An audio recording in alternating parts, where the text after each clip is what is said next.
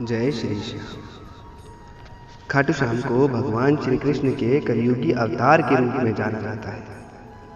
ऐसा कहे जाने के पीछे एक पौराणिक कथा है।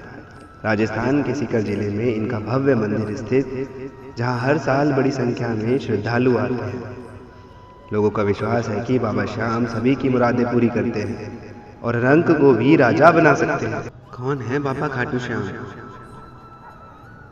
कौन है बाबा खाटू श्याम? बाबा खाटू श्याम का संबंध महाभारत काल से माना जाता है। यह पांडुपुत्र भीम के पुत्र थे।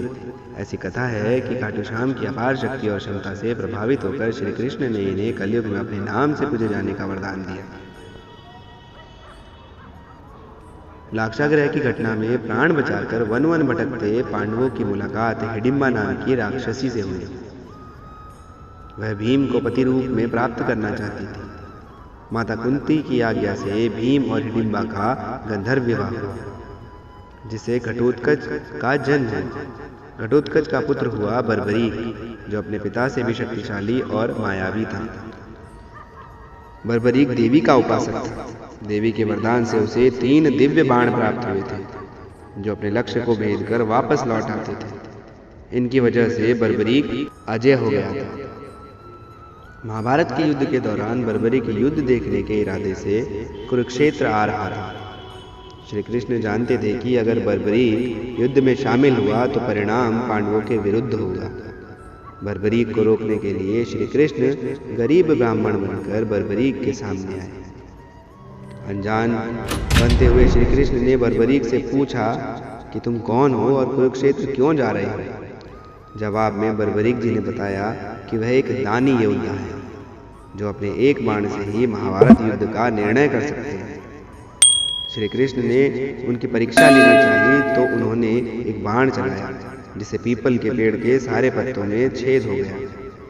एक पत्ता श्री कृष्ण के पैर के नीचे था, इसलिए बाण पैर के ऊपर ठहर गया। कौन है बाबा खाटू श्याम? कौन है बाबा खाटू श्याम? बाबा खाटू श्याम का संबंध महाभारत काल से माना जाता है। यह पांडुपुत्र भीम के पुत्र थे। ऐसी कथा है कि खाटू श्याम की अपार शक्ति और क्षमता से प्रभावित होकर श्री कृष्ण ने इन्हें कलयुग में अपने नाम से पूजे जाने का वरदान दिया। लाक्षागृह की घटना में प्राण बचाकर वन वन भटकते पांडवों की मुलाकात हिडिंबा नाम की राक्षसी से हुई। वह भीम को पति रूप में प्राप्त करना चाहती थी। माता कुंती की आज्ञा से भीम और हिडिंबा का गंधर्व विवाह हुआ, जिसे घटोत्कच का जन्म हुआ। घटोत्कच का पुत्र हुआ बर्बरीक, जो अपने पिता से भी शक्तिशाली और मायावी था। बर्बरीक देवी का उपासक था।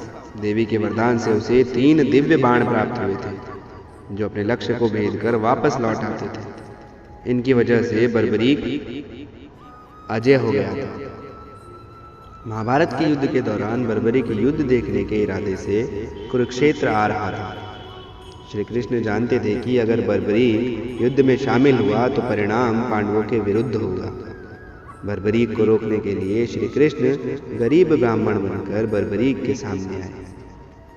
अनजान बनते हुए श्री कृष्ण ने बर्बरीक से पूछा कि तुम कौन हो और कुरुक्षेत्र क्यों जा रहे हो? जवाब में बर्बरीक जी ने बताया कि वह एक दानी योद्धा है, जो अपने एक बाण से ही महाभारत युद्ध का निर्णय कर सकते हैं।